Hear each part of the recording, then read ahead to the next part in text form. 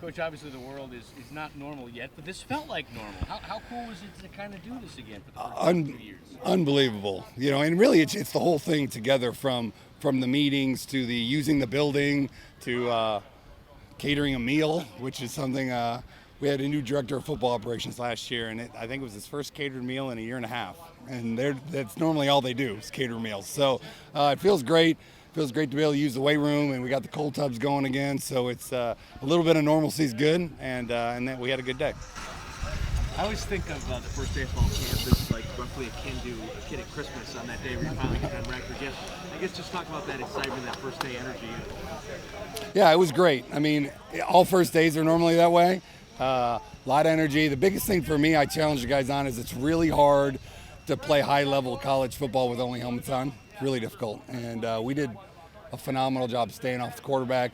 Linemen can't use their shoulders. They got to use their hands. So, yeah, I want them to play hard but play smart. And sometimes that energy can get over the top. But we were not as good in Team 1, really good in Team 2. It's probably the best helmets practice we've had, and especially that second team. So we got work done, but we weren't on the ground. There weren't people falling all over each other. So we're getting better at that. But it's a big sign for me of the discipline of a football team. Obviously, the first day it's all about the hope and possibilities of what could be. Yeah. How do you balance between embracing that, but also at the same time grounding yourself? And we've got some stuff to do. Yeah, we got a lot of work. I mean, we have goals, and we started talking about them last January, really. And for me, one of the most unique parts of this normal camp is having team meetings. It was a surprise to me in January when I sat down with all our players and asked them one-on-one what was the one thing they missed. And I have a chance every single day to have a meeting and kind of talk about the culture and talk about the vision and get us all pointed in the same direction. And that started last night, and it'll go on pretty much every night from here on out. And I think they're focused. I think they know what we need to get done. And today was it was a good start. We got a long way to go, but it was a good start. After going through this offseason without any restrictions on lifting or conditioning, did the guys look different compared to last year when you started fall camp? Yeah, night and day. I mean, we have the data. We're allowed to. We use those GPS units that I talk about all the time. We use them in the summer, so we know when they work out in the summer, which we didn't really get last year. We know how their legs handled how many high-intensity yards they run. Now, I know how much they run in a practice. I know how much they run in a game. And so our strength team can really make sure that they're ready to go for this day. We didn't look tired out there. They're in shape. We've already played them through 2 games in the summer. They had a day where high-intensity yards-wise, they ran at a high-intensity level. Now, there wasn't the contact, and there wasn't the falling down and getting up, and we're going to get used to that here. But they had a great summer. We had huge gains, and our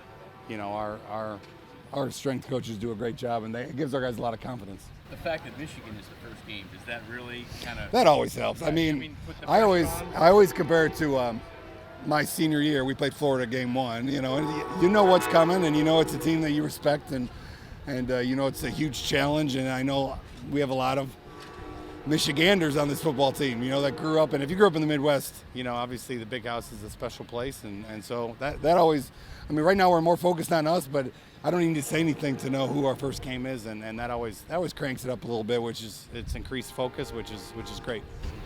Who was sharp today? Who was crisp? Who stood out? Oof. I got to watch film.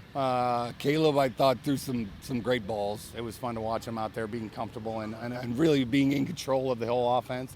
I thought our defense overall, I think we had 2 or 3 turnovers, which we didn't have many last year. That was probably the biggest change in our defense is 2 years ago and 3 years ago we had a lot more turnovers. Last year I think we had 2 in 6 games, and I think we had the first play of 7-on-7 and the first play of both teams were turnovers. So I thought the defense as a whole was in coverage was playing together better, but it'll be fun. Some of the freshmen popped up in one-on-one, some of those freshman wideouts. I can't wait to see how they progress.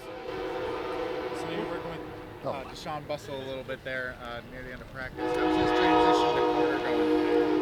Yeah, he's a really good athlete, and he's been working so hard. I've been coaching corners since the spring, or I'm co-coaching the corners. and I'm having a blast doing it. I don't get to see as much of the practice when I coach corners because I'm just so dialed into one player, and that's Bus's position. So that's a big transition to go from wide out to corner. He can run. He's physical. He's got great ball skills, and he's really, really good at the line of scrimmage. So when you have a corner like that, and we have two other corners, TC and DJ, that I thought and Kanai had a great day today. I thought we had really 4 corners that looked like they could play, and so it's going to help our defense. There's a lot you can do when you have guys that can cover, and we got to get him to be comfortable. It's hard to do, but it can be done, and we're trying to give him all the attention that he needs to be great right away. What's going to surprise people about this team this year? That's a good question.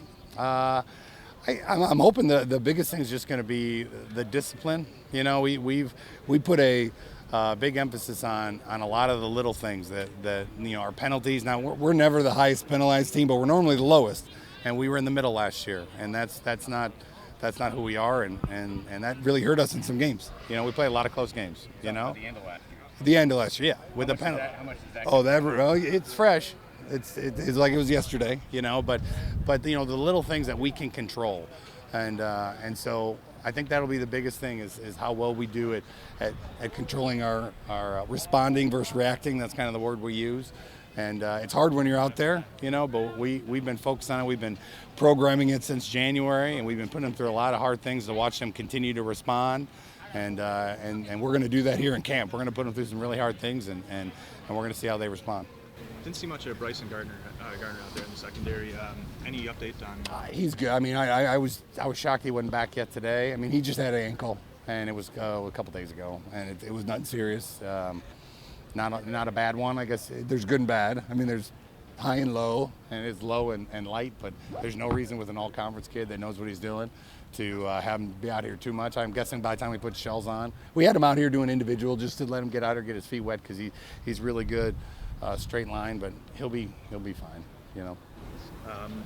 Is there someone who's kind of seized the open left guard position? We got a couple people battling for it. Campbell is one of our older guys. Gideon is another young guy who's done a really good job. They kind of battled throughout the spring. I don't know who. We'll decide here pretty soon. But those two have been fighting. One's younger than the other, but I feel confident with both of them in there.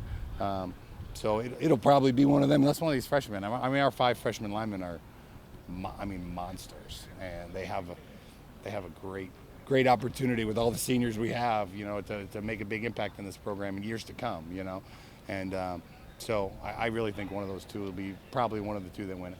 How's Mike Caliendo coming along as far as snapping the ball goes? Great. I mean, he's been the backup center for 3 years, so it's not that transition isn't such a big transition. Like French from D tackle to center was a major transition, This one is he's always been the emergency center, and he's the smartest guy out there, and so we really haven't skipped a beat. We haven't missed a beat with him in there. So it's great to have players on a team that you can move. It's like AJ on defense. You can move him anywhere, and you don't even think about that position anymore. It's like the Swiss Army knife of the defense and the Swiss Army knife of the O-line, that he's smart enough that you can move him anywhere. And if we had injuries and the next best guy was the center, then you can move Mike anywhere. French is kind of like that too. So we're very fortunate to have some flexibility in the athletes at the O-line.